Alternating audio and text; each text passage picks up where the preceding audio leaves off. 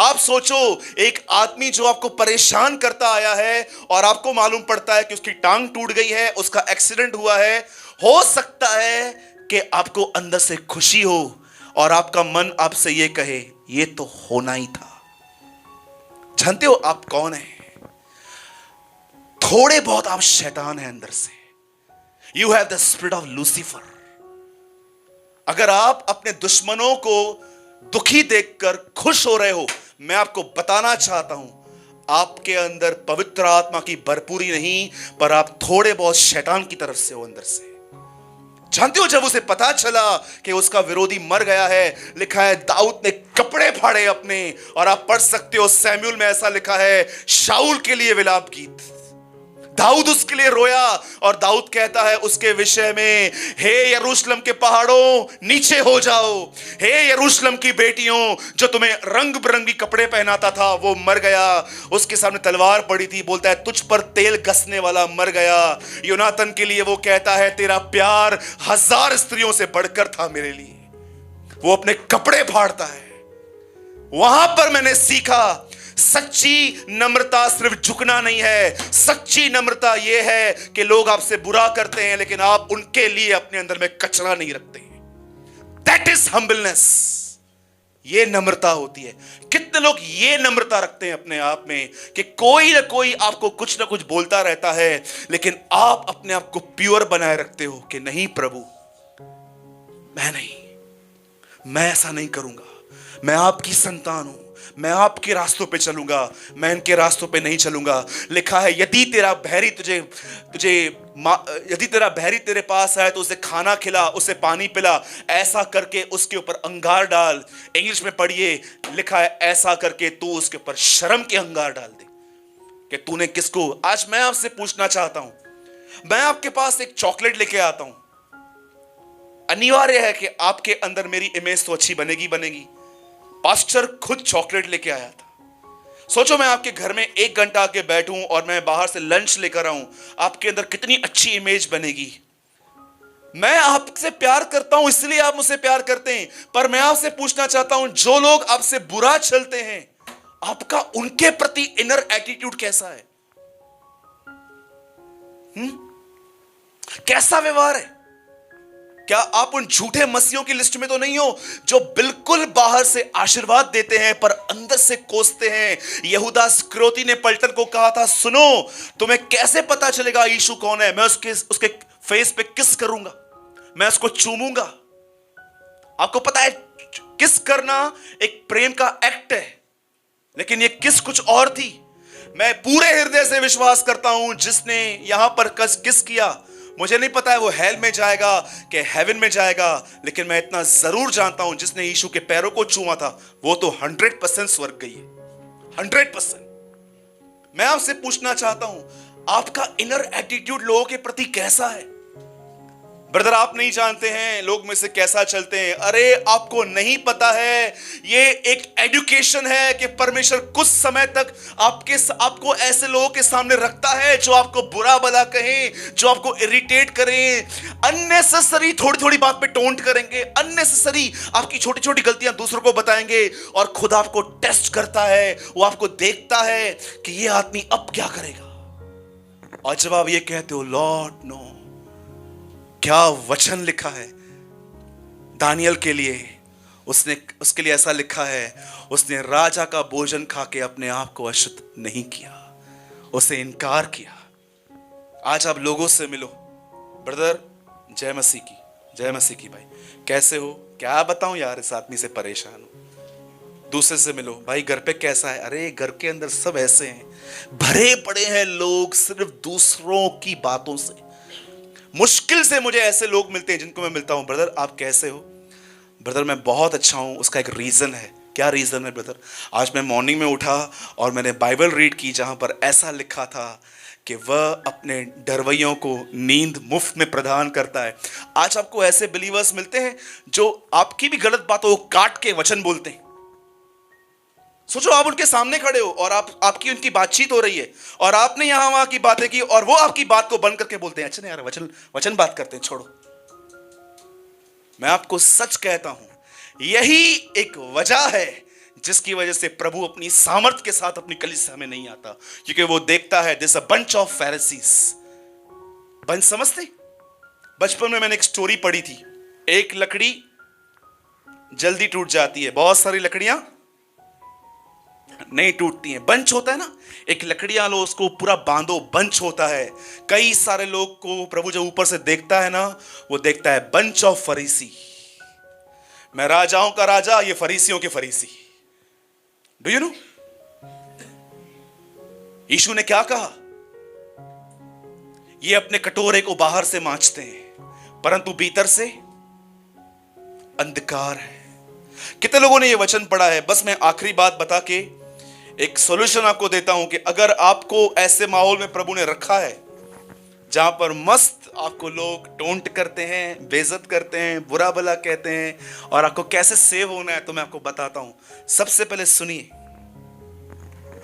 इस बात को याद रखिए, ठीक है? अगर आप नहीं मिलो, आई डोंट केयर। लिसन, एक ट्रेन जो पूना की तरफ जा रही है और आपको पूना में जाना है, तो आप बैठेंगे उसी ट्रेन में? आप जानते हो जैसे जैसे ट्रेन बढ़ेगी आप अपने डेस्टिनी पे पहुंचोगे। लेकिन सोचो, आपको पूना जाना है लेकिन आप किसी और ट्रेन में बैठते हो, तो वो train totally completely wrong direction में है। याद रखिए, आपके सामने एक डेस्टिनेशन है और वो है to be like Jesus Christ, यीशु की तरह बनना। आपको कैसे मालूम पड़ेगा कि आप अपनी डेस्टिनी की तरफ बढ़ रहे हो? जानते कैसे? जो भी लोग आपके इर्द गिर्द हैं, याद रखना, जहां याकूब है वहां लाबान होगा, जहां दाऊद है वहां पर शाऊल होगा, जहां दानियल है वहां नबूकदनेस्सर होगा, जहां यीशु है वहां फरीसी भी होंगे। परमेश्वर ने हमेशा आपके इर्द गिर्द कोई तो ऐसा रखता है जो आपको प्रेशराइज करता है, जो आपको बुरा भला कहता है, जिसके द्वारा कभी कभी खुदा आप पे अन्याय भी अलाउ करता है। और आपको पता है, जब आप वहां पर शांत रहते हो, शांत रहने से आप अपनी डेस्टिनी तक पहुंचते हो। कोई भी यीशु की तरह सिर्फ बाइबल पढ़ के नहीं बनता। सिर्फ बाइबल पढ़ते रहोगे, प्रैक्टिकल नहीं चलोगे, तो मैं आपको बताना चाहता हूं आप एक बहुत अच्छे फरीसी बनेंगे। सच कहता हूं, कोई भी व्यक्ति सिर्फ बाइबल पढ़ के अच्छा नहीं बनता, प्रेयर करके अच्छा नहीं बनता। लेकिन जब आप ऐसे माहौलों को, आपको पता रहेगा ना, बहुत सारी mother in law mother in law होती हैं। बोलो, मदर इन लॉ होती है ना? ना होती है?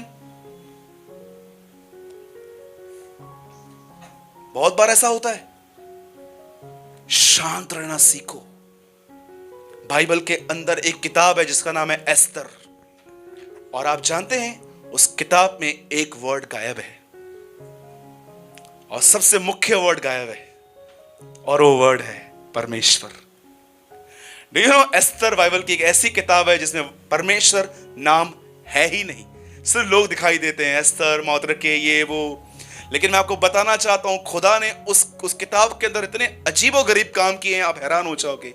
सिर्फ ये दिखाने के लिए कि कई बार मैं दिखता नहीं हूं, मैं कर्टन के पीछे काम करता हूं। आपको पता है, कई बार आपको ऐसा लगता है कि ब्रदर मेरे से देखो ना लोग कैसे चलते हैं, मेरे को धोखा दिया, ये किया, वो किया। Don't worry my brothers and sisters, God is working behind curtain. परमेश्वर कुछ कर रहा है। एक टाइम आएगा जब ये खत्म हो जाएगा, और जब आप बाहर निकलोगे ना, आपको मालूम पड़ेगा आप 5% यीशु की तरह बन चुके हो। मिस्र के बाद कनान आता है, बेबीलोन के बाद यरूशलेम आता है, और याद रखना, मृत्यु के बाद पुनरुत्थान आता है। परमेश्वर हमेशा आपको ऐसा नहीं रखेगा। परमेश्वर ने आपकी बाउंड्रीज रखी हैं। तो कितने लोगों ने सच्ची नम्रता का अर्थ समझा? बदर दुख क्यों आया रही होता है? तो मतलब आपको क्या सिर्फ आसान काम चाहिए, वचन सुन के आके चला जाना है? एक बहन ने बोला, ब्रदर मैं आपको सच बोलती हूँ, मैं सुना के देती हूँ, मेरे को उधारी चाहिए नहीं, हम रोकड़े में विश्वास करते हैं, कैश देती हूँ, कैश। कितनी बहनें हैं ऐसे जिनको अंदर से हार्ट अनरेस्ट होता है जब तक आप बोलो नहीं। और जानते हैं इनके पास एक्सक्यूज सा रहता है, मैं दिल को साफ रखती हूं। मैं आपको बताना चाहता हूं, आप दिल को साफ नहीं रखते हैं, आप अपने इविल हार्ट को सेटिस्फाइड करते हैं।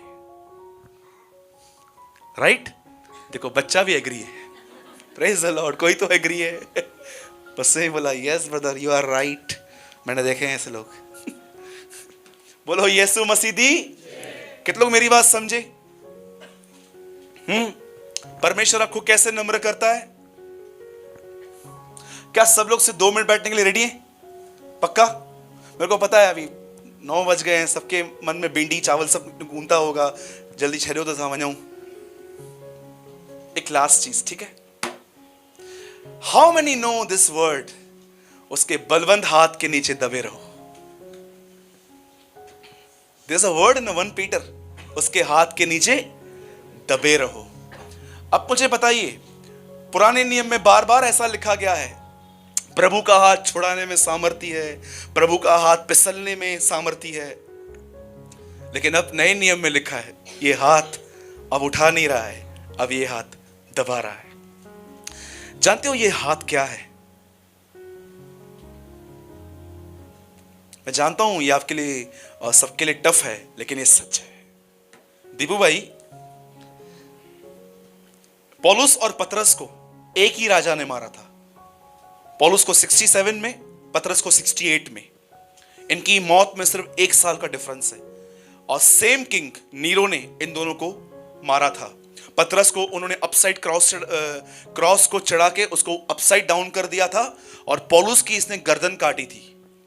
आप जानते हैं, मरने से पहले पतरस अपनी पत्री में लिखता है एक जगह पर, भाइयों का आदर करो, एक दूसरे के लिए प्रार्थना करो, एक दूसरे से प्रेम करो, और लास्ट में लिखता है राजा का सम्मान करो। कितने लोगों ने वचन पढ़ा है, राजा का सम्मान करो? क्या आप ये बिलीव कर सकते हैं? एक आदमी जो पतरस को उन दिनों में मारने पर ढूंढ रहा था, पतरस अपनी पत्री में लिखता है इसका आदर करो। जानते हो क्यों? पतरस जानता था ये व्यक्ति नहीं है, ये परमेश्वर का हाथ है जो मैं नम्र कर रहा है। उसने उन परिस्थितियों की इज्जत की थी। मेरे भाइयों और बहनों, नम्र बनिए। किसके लिए कभी कोई कचरा मत रखिए। आपके पास में जो बैठा है वो आपकी देह है, वो आपके भाई बहन है। आप जिस खून से खरीदे गए हैं, सेम खून से वो भी खरीदे गए हैं। किसी के लिए भी अपने अंदर कचरा मत रखो। ऐसा करने से सिर्फ आपकी प्रार्थनाओं के उत्तर रुक जाते हैं। कभी भी आप देख रहे हो ना, किसी के बिहेवियर ने आपको हर्ट किया है, सेट कर दो उसको, लेकिन अपने अंदर मत रखो। मैं आपको सच कहता हूं, अगर आपने उसे अंदर रखा ना, ये तेजाब आपको ही खराब करेगा। Make your conscious always clean. अपने विवेक को शुद्ध रखो। जिसे पौलुस कहता है, उस बाप दादाओं की परमेश्वर की सेवा में शुद्ध विवेक से करता आया हूं। Always make your conscious clean, always.